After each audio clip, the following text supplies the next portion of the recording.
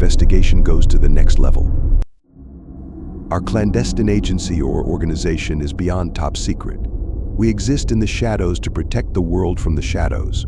Our mission is to protect the world, to protect humanity, and we are very good at it. Each one of us has gone through rigorous training. We are trained in every form of hand-to-hand combat. We have mastered most forms of martial arts, and we are trained in the use of every weapon available to us. We have been taught how to beat lie detector tests. We are the shadows. We are basically the closest thing you would find to real-life super soldiers. We have been trained to be fearless, to face any adversary we might encounter. We deal with the things that you don't want to believe exist. Things that goes bump in the night, the monsters under your bed, the ones in your closet, that thing sneaking around in the woods. We deal with all different kinds of threats, from human threats, terrorist threats, metahumans, cryptids, and even extraterrestrials. Yes, you have read that right. Those things that you read about online, they are all real. The only reason you don't run into them, why you don't see them, is because of us. We take care of them. We are the reason that the world is still spinning. Our organization has limitless funding. Our benefactors and investors ranging from governments, banks, corporations, and even NPOs. And besides that, we also have our own means of funding ourselves and our operations, means that are a closely guarded secret, means that only the highest-ranking officials in our agency know of. We were ready for anything. We were ready for Sin, or so we thought. As you already know, Sin is a ghost, and some of you might even see him as a hero, doing the world a favor with his activities, but to others he is a threat. He is a threat to our agency, to the people who make the machine of the world run. We knew he wasn't a hacker. We watched him. We were watching his online activities. Sin had other means of getting information, other means of getting to you. The mind was his playing field, and he knew just how to navigate his way around the human mind. He had an in-depth knowledge of how the human mind worked. He understood the mind so well that he would make psychologists blush.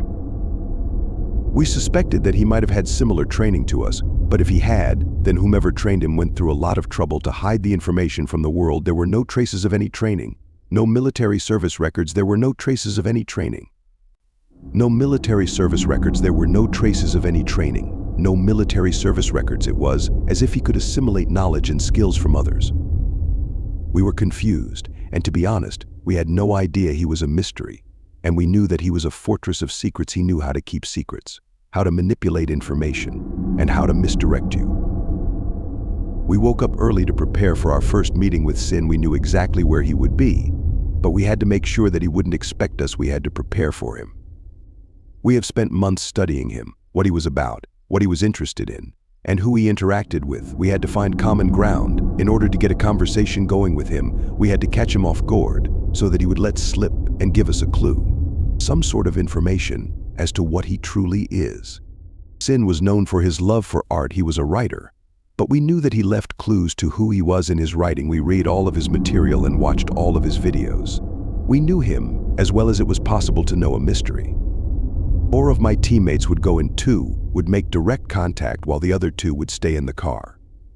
We knew what to expect. We were briefed on his abilities. We knew to avoid any form of physical contact with him, as that would allow him to gain direct access to your memories. It would literally allow him to draw energy from you. And thus he would have some of your memories as well as all of your strengths. We were ready. Myself, as well as 2 of my other team members, decided to stay back at the safe house. Sin could not see me. He didn't know what I looked like, and we decided to keep it that way, as Sin has accidentally confessed that I would be the one who would eventually capture him. So we were playing his game. We were following his own visions. Let's call them John and Dave, as I prefer to protect their identities. Not that it makes much of a difference. Even the names that we use are not our real names. We have all had many names, many identities. I have had so many names that I cannot even remember my real name anymore. They got to his workplace, and he let them in. Dave would make conversation with him while John would be present, but he would listen. They spent about half an hour with him. Dave followed the plan to the letter, tried to find common ground, and dropped hints hoping that Sin would slip up and confess to how he knew things. But Sin, the ever cool and calm level-headed guy he is, didn't even break a sweat. He misdirected the conversation and took control of it. Before Dave knew what was going on, Sin was leading the conversation, he was dropping the hints and asking the questions. He was onto us, we were not sure, but I had a feeling that he knew who we were. Dave even tried to play on sleeping and dreaming, as Sin claimed in the past to get all of his information from dreams, but nothing. Sin just said that people sleep too much and they sleep their lives away. Dave mentioned the supernatural and extraterrestrial, to which Sin countered that he follows UFO organizations on social media. He was a brick wall. Psychological warfare was failing. He was smart, and he was prepared. It was as if he read the script and learned his lines better than we did. As Dave and John were about to leave, Dave decided to try a mental intimidation game, and he shook Sin's hand.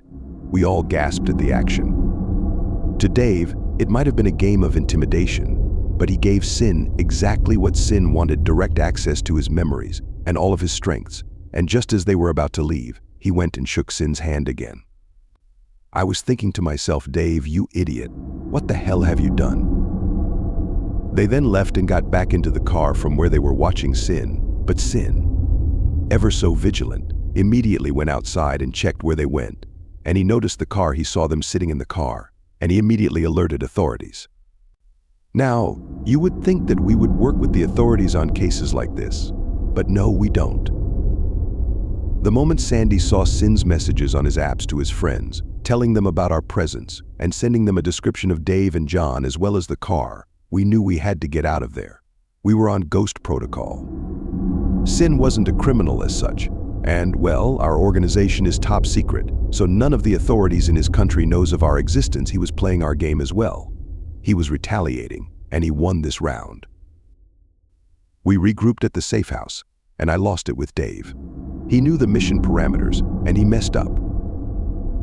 That is when Dave told me that it was as if he couldn't help himself. He had no control. He knew he shouldn't, but he lost focus for a second, and now that he thinks about it, he knows that it wasn't his thoughts or his plans. We had to think, and we had little time. Sin was becoming less scared and more open, and he once again released a bunch of information about the agency and our operations online. After a long day of going through his material over and over again, we still could not find a way to get to him. It seemed like he had otherworldly friends who were helping him and protecting him. We realized that not only was Sin an experiencer, and with that I mean he was an abductee with multiple alien contacts in the past, he might not even be from our world. And I don't mean he is an alien, perhaps a hybrid of sorts, but we had access to his medical records. His blood was very much human. But we found out that he might be from a parallel universe, which would make him the only evidence of the existence of parallel worlds, as well as the only witness of being able to move between them. Not only was he now a person of interest and a threat to the agency, he might have just become the most important scientific discovery of our time. Now, if you wonder why all the photographs you see online of UFOs are always blurred, or why you can't find traces of real alien contact online or evidence of cryptids online, well, that is because we have a team of analysts who works tirelessly around the clock to make sure that as soon as any undisputable evidence appears online, that it is taken down. Any evidence appearing online of our existence is taken down immediately. We follow and watch any claims of contact with extraterrestrials. Most of them are hoaxes, some even a call for attention. I am not sure why anyone would want that kind of attention anyway, but then there is the small group of people who truly had experiences with extraterrestrials. We work through all of the dates and the information, and when we find a real experience, we make sure that it is either debunked or removed from the web. We have to maintain the illusion of normalcy. We have to protect the world from knowledge it is not ready for. Sin, on the other hand, was smarter. He slipped through the cracks for years by hiding the truth in fiction. He was dropping breadcrumbs, mixing fact and fiction, mixing real experiences with fantastical stories. But now we have he made a bunch of mistakes. He forgot to change some of the information and descriptions, and it was through his descriptions of some of the beings, the technology they use, and our agency that our AI's algorithm identified and flagged his content. I just woke up from one of the worst nights of my life. As we are all sitting here trying to drink our coffee, I can see that our entire team struggled to sleep. We are all tired. Their faces look despondent. They look scared, and I can just begin to imagine why, as the nightmares or night terrors I had were so bad that if I wasn't so tired, I would not even have attempted to sleep. Sin once again got into our heads. It seems his telepathic abilities allow him to enter and manipulate even your dreams, and he was literally in our dreams, torturing us, each one of us. We all spent most of the night trapped in our dreams, unable to wake up, unable to even move. Most of you probably wonder why Sin was seen as so dangerous. Well, let me tell you a bit about what he did. He was messing with the minds of politicians. Some even started ordering the retreat of soldiers in his zones, leaving battles and canceling support to other nations. An action that would go against international laws, as when you decide to support a nation you dedicate to seeing it through. But no, these leaders suddenly had a change of heart and would withdraw their support and soldiers, ordering an immediate ceasefire and evacuation. Then there were soldiers that were on classified missions who would suddenly abandon their posts and put down their arms and refuse to fight, claiming that killing isn't right. They would be threatened with court-martials and imprisonment, and still they would act as if they did nothing wrong. Scientists on the brink of a breakthrough would abandon all research that was integral to medical advancements, or weapon development artists would suddenly change their painting style to paint strange things. They would paint about the end of the world, the type of stuff that could cause panic. Now you might think that he was doing a good thing, but he was messing with the balance of the world, the balance of power. He was subtly influencing global events, and nobody should have that kind of power. It could throw the world into chaos. He would throw the world into chaos. He was a pro-life, pro-peace extremist, but he was smart about it and quiet. He never went public with what he was doing, but the agency did manage to identify him and tie him to many more events that eventually led to chaos. He might think that what he was doing was for the greater good, but in the long run it was just causing more chaos. Sin was a globalist, believing in a global nation, a global unity, and I don't mean like the New World Order. In fact, some of the things that he stood for, believed, and worked towards would be a threat to even a New World Order movement. No, Sin was working for other forces. There was someone else or something else at play here, something powerful. We knew that he had contact with extraterrestrials and that he received his abilities from them, that he had a permanent link and direct connection to them. He was doing their bidding, following their orders without question. He wanted to prepare the world for them, for the very race that has been responsible for holding humanity back, the very species behind humanity remaining in the infancy stage of technological advancement. And we suspected that the end goal was to keep Earth and humanity vulnerable to the extraterrestrials, making sure that when they do decide to reveal themselves that humanity would be defenseless. He was fighting for the other side, and he was pushing the wrong buttons. Now I have faced many enemies during my time with the agency. Many humans I have even faced off against extraterrestrials, metahumans, cryptids, and even things that there is no categorization for. I have never been really scared, and in most cases it was kill or be killed. But Sin was scary. He was smart, intelligent, calculating. He had a strong reputation for being kind to people, for being able to admit when he was wrong, for being loyal to those in his circle. The problem was that we couldn't just walk up to him and arrest him. Well, like I said before, our agency doesn't exist. No name, no badge, no logo, no internet presence, completely untraceable, a complete ghost. So how do you arrest someone when you are not recognized as legal law enforcement? We also couldn't just kill him. Orders were to bring him in alive, sedated to prevent him from using his telepathic abilities on anyone, but alive. But getting to him was also a challenge. He was smart. He made sure that he was always in public places where there are people around. Using public transportation, he was alert and attentive. There was no way to sneak up on him or surprise him. That would also be impossible. We also couldn't get to him at home, as the security there was, well, let's just say, even though it wasn't impenetrable, you couldn't easily get in, and then he didn't live alone, and there were dogs living in the house, so it would be impossible to sneak up on him there. We tried to use surveillance on him, but he noticed each time. Our one vehicle made the mistake to take pictures of him walking, and he changed his routine and route. Then we had another agent parked near his workplace so that she could have a direct line of sight on him and watch him.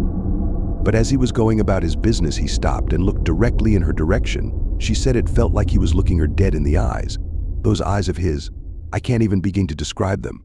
Everyone who have met him said the same thing. They are dark, pitch black. He makes intense eye contact, and he doesn't even blink.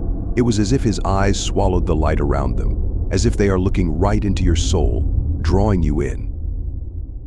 The agent watching him couldn't move while he maintained eye contact, but the moment he broke eye contact, and went on about his business. She got the hell out of there, her cover blown, and now he knows what 3 of our agents looked like.